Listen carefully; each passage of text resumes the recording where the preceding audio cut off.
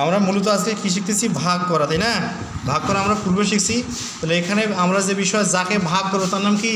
ভাজ্য, তার নাম। আর যা দিয়ে ভাগ করা হয় তার নাম কি? ভাজক। কারণ ভাজক দিয়ে যখন আমরা ভাজ্যকে ভাগ করলাম তাহলে ভাগ করার পর যা পাই ওটার নাম কি রে? ভাগফল। কি নাম?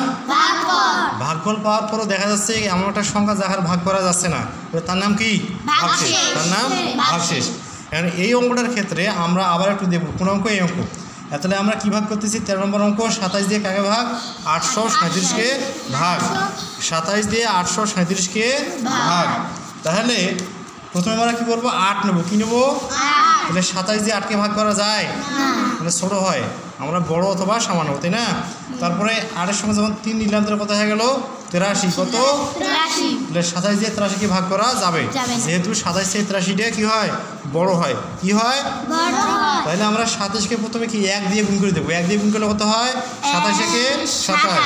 তাহলে অনেক ছোটো হয়ে যায় নাকি? তারপরে 2 দিয়ে গুণ করলে কত হয়? 27 দুগুণে 54, এটাও ছোটো হয়ে যায়। আবার 3 দিয়ে গুণ করে দেখি, যে কত হয়? 3 27-এ গুণ করলে কত হয়? 81। এটা একবারে 83-এর কাছাকাছি নাকি? তো এখন যে 4 নিলে তো বেশি হয়ে যাবে, আমরা কী নেবো? 3 নেবো। কী নেবো? 3 27-এ গুণ করলে কত হচ্ছে? 81। 81 বহে দিলাম।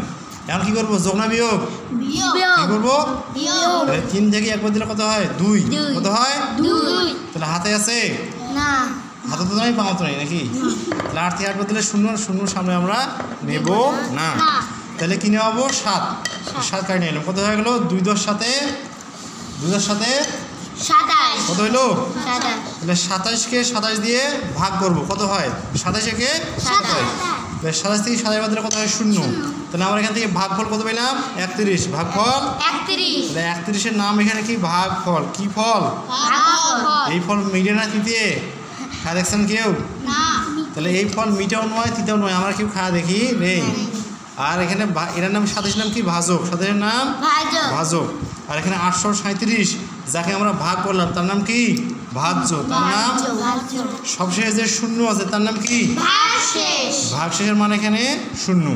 আমরা যে সূত্র বলছিলাম ভাজ্য সমান ভাজক গুণন ভাগফল যোগ ভাগশেষ, এই সূত্রের প্রয়োগ এইখানে পরবর্তী অঙ্কগুলোতে আছে। এই যে 4 নম্বর থেকে 10 নম্বর যে অঙ্কগুলো এখানে দেওয়া আছে, এই অঙ্কের মধ্যে এই সূত্রের প্রয়োগ আছে। কথা বুঝে গেছে?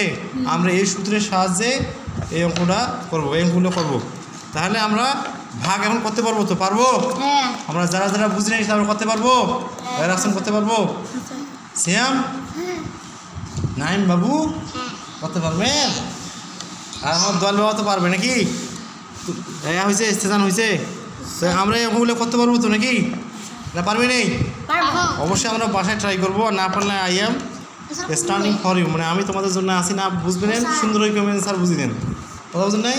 সুন্দর করে আদরের ডাঙ্গো খাইবেন, অঙ্ক বুঝবেন, কোনো কথা হবে না। হ্যাঁ, আচ্ছা ঠিক আছে।